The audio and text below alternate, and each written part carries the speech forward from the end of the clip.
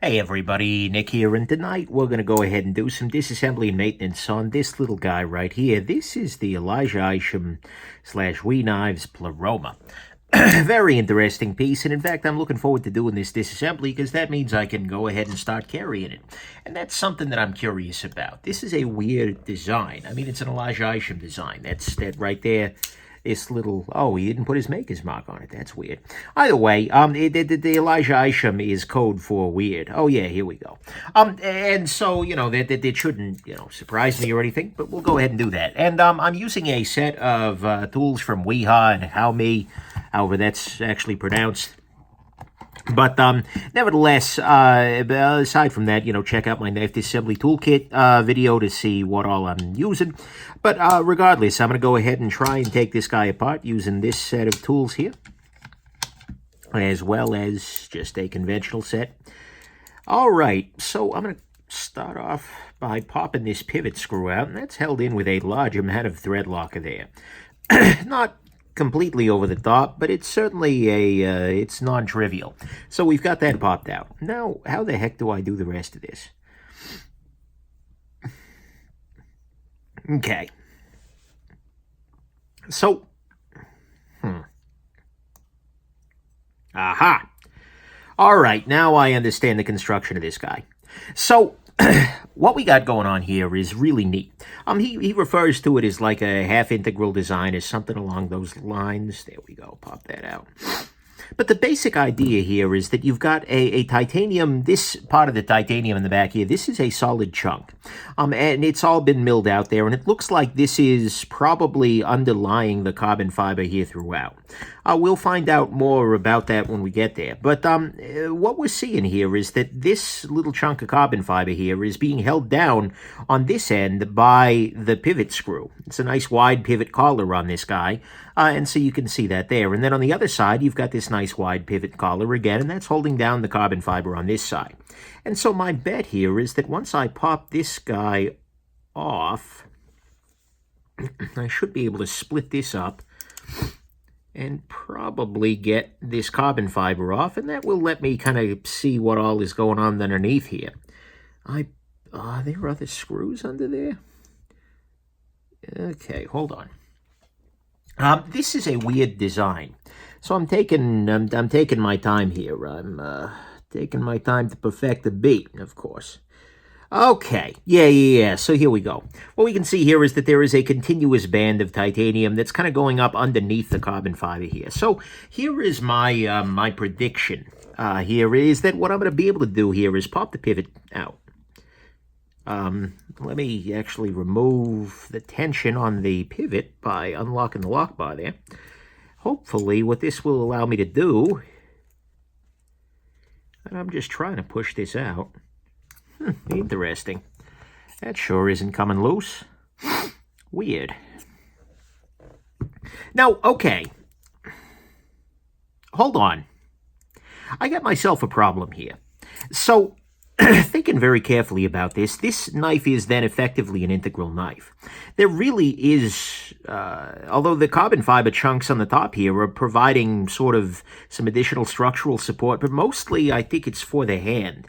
And so really there's no real reason for me to remove the carbon fiber here. All that's doing, that doesn't let me access any parts of this that aren't currently accessible. So what the heck am I even doing with my life here? I'm feeling a little bit like not a brilliant man, but this is also kind of an unusual design. So I'm going to go ahead and I'm going to place this carbon fiber screw, or this screw back into the carbon fiber here. So then, given that this is effectively then an integral design, I mean, what we can see here, I hope you can see, is that there is, although this carbon fiber is overlaying it in places, and in fact the lock bar is anchored in a place down here to the carbon fiber, this knife is effectively an integral. And so we're going to have to take it apart like we would take apart any other integral knife. And the approach to doing so is usually that you need to pop the pivot screw out and then go from there. And so I'm going to try, there we go. What I've done here is I've popped the pivot screw out. Now what I should be able to do is pull, there we go. I did not predict that. I absolutely did not predict that. What the hell just happened? Okay. So half of this knife is an integral, and this circle here appears to be a part of the integrality of it, but this part here is just cosmetic and lays on over the... Okay. Wow. Good God, Elijah, what the heck are you...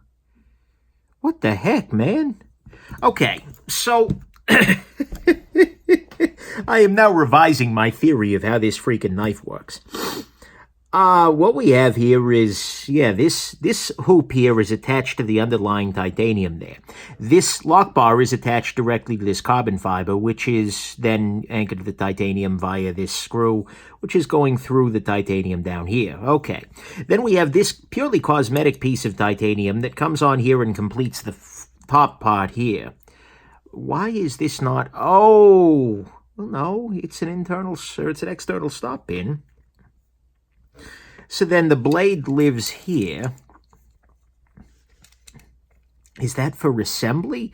That is for assembly. Okay. I got it. So I'm going to start cleaning things out here, and then I think this will start to make more sense. I really should, if I were a brilliant man, I would refilm this whole thing and make it sound like, oh, yeah, well, let me show you how this works, because I understood it all along. When in reality, I am, well, hashtag not a brilliant man. So, well done, Elijah. That's the thing. Like, every so often, these knife disassemblies feel a little stale. It's just like I'm doing the same damn thing over and over again. This one's keeping me guessing. So, cool. All right, so I'm just using some rubbing alcohol here, and like I said, check my knife disassembly toolkit video for more. But what I'm just doing here is I'm cleaning off this washer here. Yeah, because the washer, that's why you need this, because this way you can drop everything in and then slide the blade in. Yeah. Although, wait, it's on the wrong side. Because the pivot is... Okay, I'm just going to have to try putting this back together and figure this out. I'm now picturing Elijah Isham sitting there watching this video and just cackling madly. Like, you jackass, you don't know how to handle this. And that's fine. I fully support that. He has earned it. If you do something this strange, it's perfectly understandable to have a little bit of a laugh at somebody who's trying to deal with it. But that said, at no point in time, I'm talking about how weird this is. How like, oh my God, the thing is, there's nothing wrong here. It's different. That's fine. You're allowed to be different. I very firmly believe that. God knows I'm pretty different, so, and in fact, I tend to encourage it. And so if this can be done in a way that doesn't have substantial drawbacks, you know what? By God, Elijah, go for it. Okay, so everything is cleaned out here. Now, how the hell do I put this back together? Oh, no. Okay, good. Wait a second. Yeah, okay, good. So here's what's going on. I got it. What I just noticed there is this little shelf right here. Now, that shelf prevents this from being a free spinning pivot. That is a beautiful thing in and of itself because you see it interacts with the backside of the pivot screw here. But what that also tells me is that, no, Nick, you need to absolutely 100% put the pivot in through this side. So now that I've got the pivot into here, what I can start doing is I can start reassembling. And what I'm going to do here is, let's see here. Actually... This is, I was going to use knife pivot lube, but this is a bearing knife. They're about equivalent. And one thing that, Sonata Oil has recently moved to a new set of containers. And one of the things they've got on here is a lure lock sort of bottle that has this little bent needle. And I happened to install this the other day. And I'm just realizing right now that that's freaking wonderful. So what I'm going to do is I'm going to use that, install a little bit of lubrication right there. Now what I'm going to do is I'm going to use this little hole basically here to drop on the first bearing here. And I'll go ahead and I'll use this tool to spin the bearing. Wow, this is really cool. It's like solving a crossword while disassembling a knife. Okay, and now while I'm thinking about it, so I don't forget later, I'm going to go ahead and lubricate the tent ball path and hole. There we go. Okay. Now how do I do this? One approach, my question here is of timing. Basically, I'm going to need to insert the blade. Yeah, here's what I'm going to do. So I've brought the pivot here right up to the edge of the bearing. What this is going to allow me to do is to slide the blade into here. Then once I've got this blade slid into position, what I'm going to be able to do is lift the lock bar, which will then disengage with the blade. And then, and being very careful because I have an open blade with a point here, there we go. What I've done here is I've slid the pivot part of the way up there. One thing I have not taken into account whatsoever is the positioning of the pivot here. Oh, nice. Blade steel label right there, M390. But what this is going to allow me to do is now everything is in position. So I'm going to go ahead and place a little bit of lubrication right there. I do like this needle approach. That's nice. And then I'll go ahead and, pardon me, drop that in there. Then I'll go ahead and drop this little washer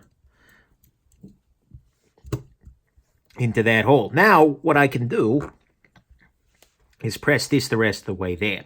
Now, okay, I need to leave enough room here so that I can rotate this so that it comes into the right orientation, so that basically the shelf is installed.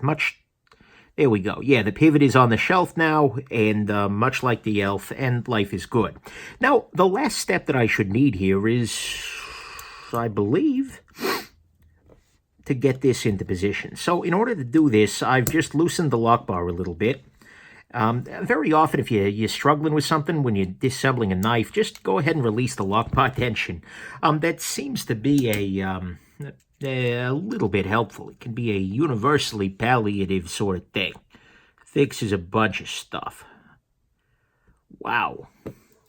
Okay, now what I'm going to do is I'm going to pop this pivot back into place after using a little Loctite here. Now the pivot tension should be boring on this. We are perfectly centered. Oh, yeah. Yeah, we're running beautifully here. Make sure I don't have any play. No play. Well, there we go. That actually turned out to be simultaneously way more complicated than I thought, but also not hard. His involving that little loop, that little loop right there, and that method of putting this back together is absolutely brilliant. I have to say, like after I get off after I finish with this disassembly, I'm probably going to message Elijah and just say, hey, good freaking job. Just because he's a nice guy and I bother him on occasion, but that's a really neat little approach. It's a way to make this knife because I was assuming when I realized, oh, it's all integral, we need to treat it like that. I was assuming that what I was going to be doing is like dropping bearings into place and then trying to slide the blade in between them and then putting this, sliding the pivot through there. Well, from this side, I guess, and that's ugly. It works, it's doable, but it's not great. Whereas, as it actually turned out here, it's much, much easier than that. So that's kind of cool. Let's see if I can back the pivot tension off just a little bit. And now that introduced a little play. Okay, so we're dialed right in. This is beautifully made. I'll say that. Wheat Knives has done freaking good work here. What the hell did I just take apart? Beautiful. Okay, so there you go. That was interesting. I hope this has been interesting to you. It sure was to me. And mostly, I hope that you have yourselves just an absolutely wonderful rest of the day. And just to summarize again, all you need to do is pop out the pivot here, pop off this piece, push the pivot through, and then you can go through and do the rest, and then just pop that. You don't have a need to dick with these screws in the back here. That was just me having growing pains and not fully understanding the factors at play. So anyways, there you go. Hope this has been interesting to you, and have yourselves just an absolutely wonderful rest of your day. Bye now.